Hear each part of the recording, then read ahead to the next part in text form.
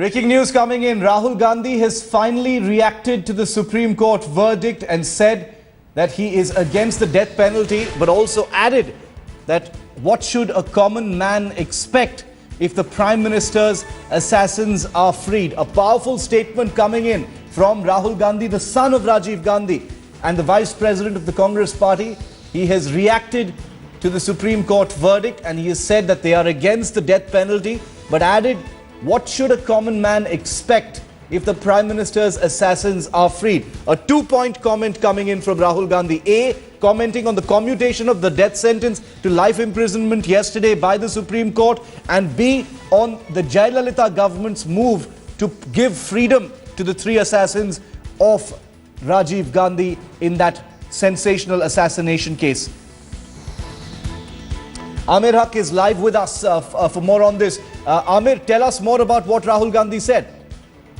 Well, Shiv, Rahul Gandhi has not made a direct reference towards the judiciary or towards the Tamil Nadu government. But yes, definitely it seems that he wants to strike an emotional chord with people here. And also because he's the son of the slain former Prime Minister Rajiv Gandhi, he clearly says that if such killers are being let loose like that, then how will the common people get justice for wherever they want it? So definitely, he also says that he's not in favor of death penalty for such people, but they should not be let off lightly the way he's hearing they would actually be. Well, Rahul Gandhi has not spoken to media directly as such, yes, but he has made these references while speaking to people in Amethi, where he is today on a one-day tour. But he's most likely to give out a statement before the media in a little while from now. Perhaps we will get a clearer picture of what he actually believes is happening in Tamil Nadu right now, and about his father's killers being let off. And this is rare, isn't it, Amir? You never hear from, we've heard from Rahul Gandhi before when he's invoked, the memory of his father, invoked the memory of his grandfather. But he's, during the campaign, during the assembly campaign last year, we even heard of, about him talk about how, people killed his grandmother, people killed his father, and people might try to kill him. But we've never heard Rahul Gandhi actually go into the nitty-gritties of those responsible for his father's death and what they thought about him. So this is, perhaps the first time we're getting an insight into what Rahul Gandhi actually thinks. We've heard Priyanka Gandhi talk about it surprisingly before, but never Rahul Gandhi. This is the first time we're hearing Rahul Gandhi, even if it's an indirect statement and it doesn't take on the courts and Tamil Nadu government directly, it's the first time we're getting a certain degree of insight into what he thinks about this. Well, actually, Shiv, because on earlier occasions we've heard Priyanka Gandhi, who've never taken a very, very stern view of Rajiv Gandhi's killers. And now here, since this has not been confirmed by the centre as yet, I believe they still say that there is a proper procedure before such convicts can be let off.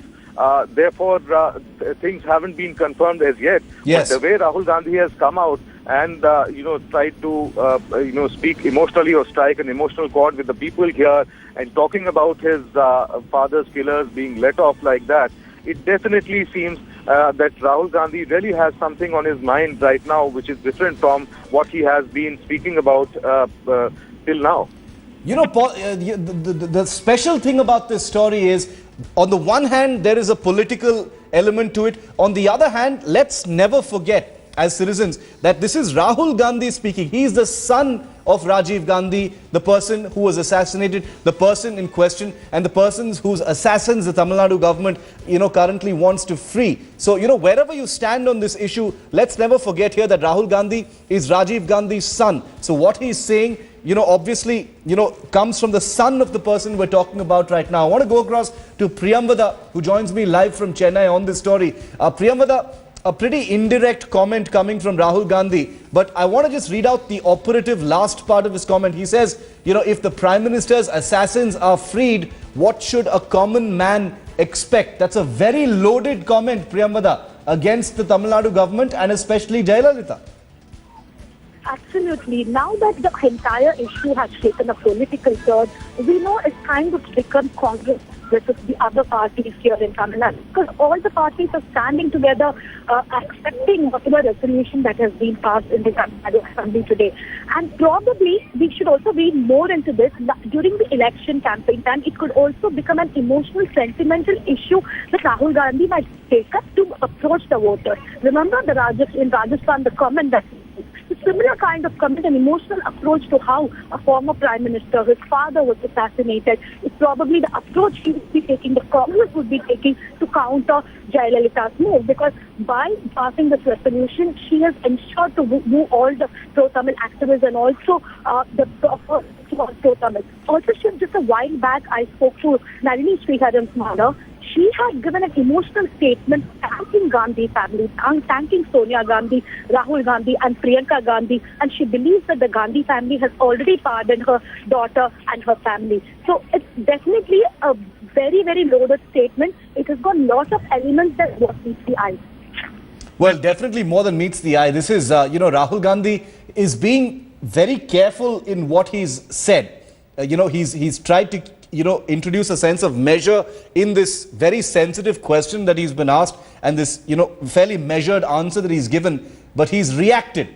He has said that they are against the death penalty, but he's added a caveat. He says, what should a common man expect if the Prime Minister's assassins are freed? So he's talking not just about the Supreme Court's commutation of the death sentence, which he appears to agree with, because he's against the death penalty in principle, but he says, what should a common man expect if the Prime Minister's assassins are freed? Rahul Gandhi making it very clear that he's against the decision that has been moved by the Jayalalithaa government, starting with the announcement of the Tamil Nadu Chief Minister Jayalalithaa earlier today in the Assembly, moving to free the 3 assassins of his father, Rajiv Gandhi.